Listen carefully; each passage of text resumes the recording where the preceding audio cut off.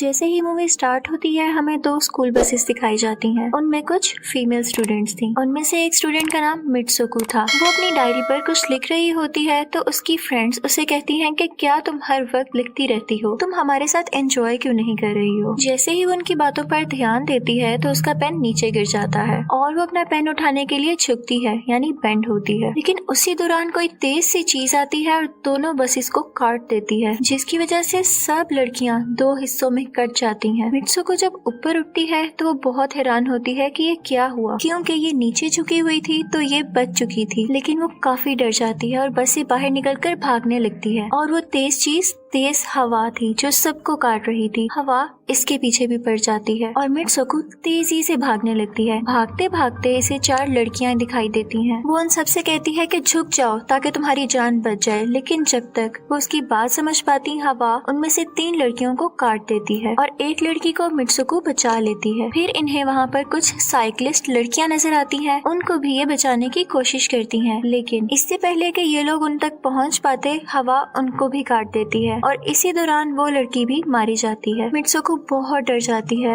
और डर में इधर उधर भागने लगती है कि फिर वो एक नदी के किनारे पहुंच जाती है। वहाँ पर जाकर वो अपना मुंह हाथ धोती है जिस पर बहुत खून लगा हुआ था। वहाँ पर पहले से ही बहुत सारी डेड बॉडीज पड़ी हुई थी जिनको हवा ने काट दिया था। वहाँ से वो एक डेड बॉडी के कपड़े लेती है और चेंज कर लेती है। फिर सीन चेंज होता है और हमें दिखाया जाता है कि मित्सुको चलते चलते एक स्कूल में आ गई है जहाँ पर और भी बहुत सारी फीमेल स्टूडेंट्स हैं। उनका यूनिफॉर्म मित्सुको के यूनिफॉर्म से चेंज था, यानी वो उसके स्कूल की स्टूडेंट्स तो नहीं थी। वहाँ पर एक लड़की मित्सुको के पास आती है और कहती है कि तुम कैसी हो। वो दरअसल उसकी बेस्ट फ्रेंड थी, लेकिन मित्सुको उससे पूछती है कि क्या तुम वाकई ही मेरी बेस्ट फ्रेंड हो, क्योंकि उसे कुछ समझ नहीं आ रहा था कि ये हो क्या रहा है। यहाँ पर हमें दिखाया जाता है कि मित्सुको और उसकी बेस्ट फ्रेंड काफी हद तक एक दूसरे से प्यार करती हैं। फिर अचानक से हवा का झोंका आता है और मित्सुको डर कर स्कूल की बिल्डिंग के अंदर चली जाती है। उसकी बेस्ट फ्रेंड को कुछ समझ नहीं आ रहा था कि हो क्या रहा है। वो उससे पूछती है कि मित्सुको तुम इतना स्ट्रेंज बिहेव क्यों कर रही हो, तुम्हें हो क्या गया है। मित्सुको से बताती है कि मैं नहीं जानती कि वो मेरा ख्वाब था या सच, लेकिन मैंने देखा है कि हवा का झोंका सब लड़कियों को काट गया है। ये सुनकर उसकी बेस्ट फ्रेंड उसे खिड़की के पास ले जाती है और अपना हाथ बाहर निकालकर कहती है कि ये देखो, ये एक हवा का झोंका है और कुछ नहीं, रोज की तरह ऐसी ही हवा चल रही है। इस पर मित्सुको की परेशानी थोड़ी कम होती है और उसे लगता है कि शायद वाकई ये मेरा ख्वाब हो सकता है। उसके बाद मित्सुको की बेस्ट फ्रेंड अपनी और दो दोस्तों को लेती है और क्लास बंक करने का प्लान बनाती है। जैसे ही ये चारों क्लासरूम से बाहर आ रही होती हैं तो इनकी टीचर भी आ जाती है और इनको देख लेती है,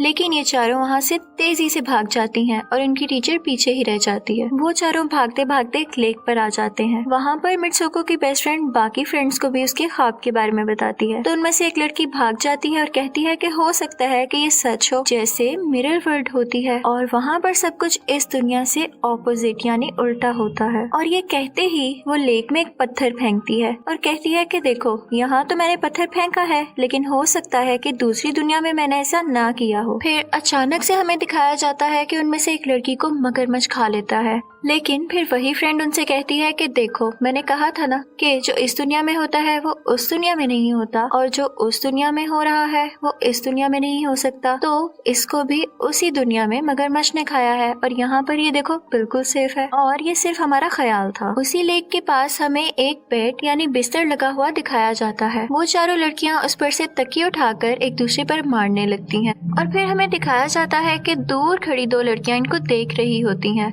उनमें से एक ब्राइड बनी हुई होती है और इनफैक्ट उन दो लड़कियों ने आपस में शादी कर ली थी।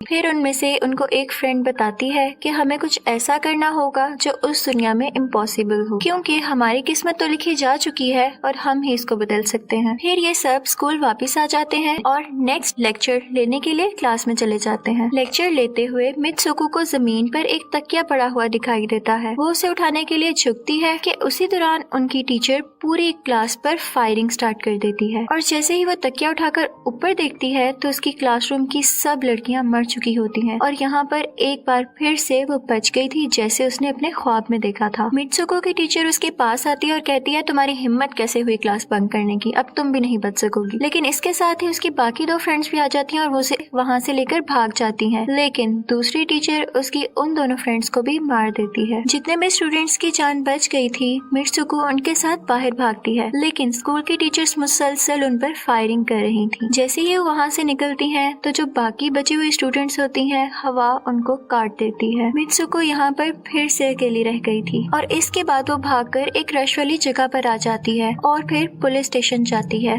वो वहाँ पर सब कुछ बता रही होती है, लेकिन जब वो फीमेल पुलिस ऑफिसर ये सब सुनती है तो वो कहती है कि तुमने कपड़े तो स्टूडेंट्स वाले नहीं पहने हुए। वो उसको शीशा दिखाती है तो वो बिल्कुल चेंज लड़की बन चुकी होती है और लोग उसे मित्सुको के नाम से नहीं बल्कि किसी और नाम से बुला रहे थे। यहाँ पर दिखाया जाता है कि उसकी शादी होने वाली थी, तो वही पुलिस ऑफिसर उसे उसकी शादी के लिए ले जाती है और आसपास के लोग उसको कांग्रेचुलेट कर रहे थे। जैसे ही वो लोग चर्च पहुँचते हैं तो मित्सुको की बेस्ट फ्रेंड भी वहाँ पर ही होती है। उससे पूछती है कि ये सब क्या हो रहा है, तो उसे कहती है कि अभी खामोश रहो, हम किसी के कंट्रोल में हैं, बस जैसा मैं कहूँ तुम वैसा ही करो। और ये कहते ही वो उसे उसका वेडिंग ड्रेस पहनाती है और कहती है कि अब तुम चली जाओ। वो अपनी वेडिंग सेरेमनी के लिए आगे बढ़ती है तो सब लड़कियां उसका मजाक उड़ाने लगती हैं, तो उसकी बेस्ट फ्रेंड एक एक करके सबको मारने लगती है, लेकिन सब लड़कियां उसे फिर भी बुली करना नहीं छोड़ती। जैसे ही वो आगे बढ़ती है तो उसके ग्रूम की जगह एक बॉक्स पड़ा होता है और जैसे ही वो बॉक्स खुलता है तो उसमें से एक खौफनाक पिग बाहर आता है। मित्सुको उसे देख के डर जाती है और एक टूटी हुई बोतल से उस पर अटैक कर देती है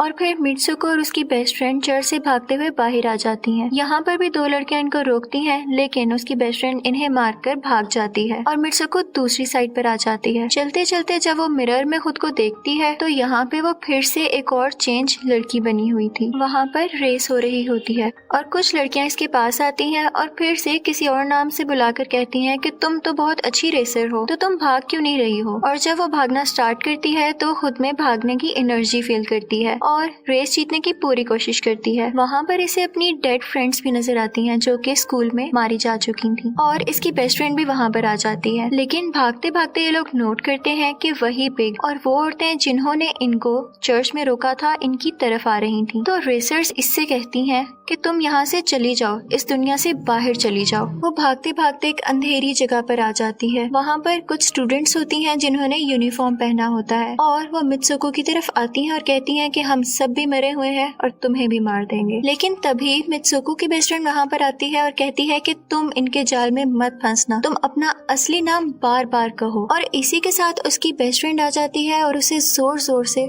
मित्सुको मित्सुको कहकर पुकारने लगती है और इसी के साथ वो अपने असली रूप यानी मित्सुको की शक्ल में वापस आ जाती है। इसके साथ ही उसकी बेस्ट फ्रेंड उसे अपने हाथ में लगी हुई वायर्स दिखाती है और उससे कहती है कि प्लीज मेरी ये वायर्स खींच दो ताकि मैं इस दुनिया से बाहर आ सकूं। लेकिन उसे डर था कि कहीं ये वायर्स खींचने से इसकी जान न चली जाए और क्योंकि वो उससे बहुत प्यार करती थी तो वो उसकी वायर्स नहीं खींचना चाहती थी।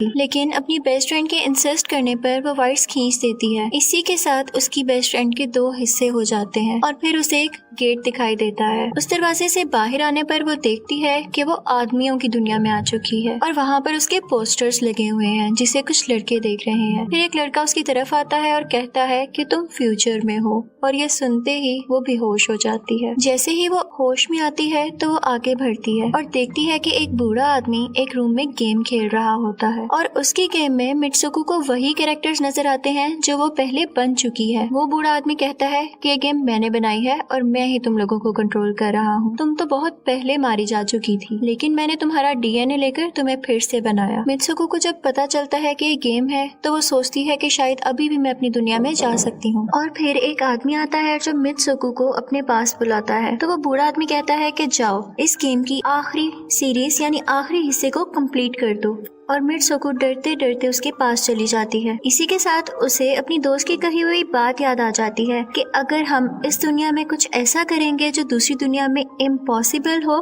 तो तुम इस गेम से बाहर आ जाओगी। और इसी के साथ वो उस आदमी का गला दुबा देती है और कहती है कि बस करो अब हमारे साथ खेलना। फिर वो उस बूढ़े आदमी की छड़ी उठाती है और अपने पेट में दे मारती है जिससे उसकी डेथ हो जाती है। और बूढ़ा आदमी ये सोच भी नहीं सकता था कि मित्सुको ऐसे कर सकती है और इससे उसकी डेस्टिनी चेंज हो गई गई थी। वो इस दुनिया में यानी गेम में तो मर गई थी, लेकिन असली दुनिया में वो अभी भी जिंदा थी। फिर दिखाया जाता है कि मित्सुको के बाकी कैरेक्टर्स भी अपने आप को किसी न किसी तरीके से मार लेते हैं।